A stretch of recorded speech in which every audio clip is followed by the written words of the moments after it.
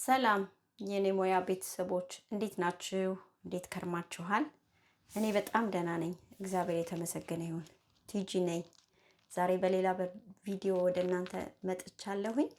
ዛሬ የምንሰራው አሳ በአትክልት ነው የምንሰራውና ቀለል ያለ አሰራር ነው። ጊዜ የሚወስድም አይደለም። አትክልቶቹ እንደምትመለከቱት የተዘጋጁ ናቸው። ከዲፕ ፍሪዘር ውስጥ የወጣ ነው፣ ከበረዶ ውስጥ የወጣ ነው። ሽንኩርት አለን፣ ነጭ ሽንኩርት አለን፣ ዘይት አለን እና አሳችን ደግሞ የተቆራረጠ አሳ ነው ማለት ነው። ይሄንን አሳ እንዴት አድርገን ጠብሰን በአትክልት መብላት እንዴት እንዳለብን በኔ ሙያ ደግሞ አሳያችኋለሁ። ይህንን ቪዲዮ የምትወዱት ከሆነ ላይክ፣ ሼር፣ ሰብስክራይብ በማድረግ ከኛ ጋር ቤተሰብ ይሁኑ። ስለምታበረታቱኝ በጣም አድርጌ አመሰግናለሁ የኔ ቤተሰቦች። መልካም ቆይታ።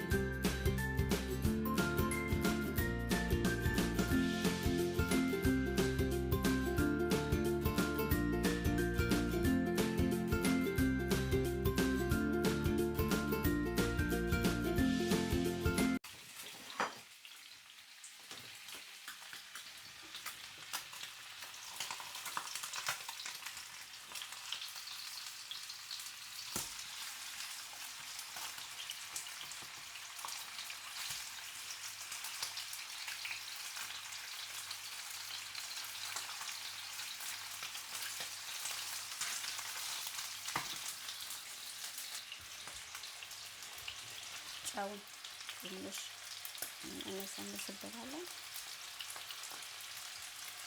እዚህኛው ላይ ማብዛት ትችላላችሁ። ጨውን አሳው ላይ አለማብዛት ትችላላችሁ። አትክልቱ ሁለት ጨው ካለው አሳው ላይ መብዛት የለበትም።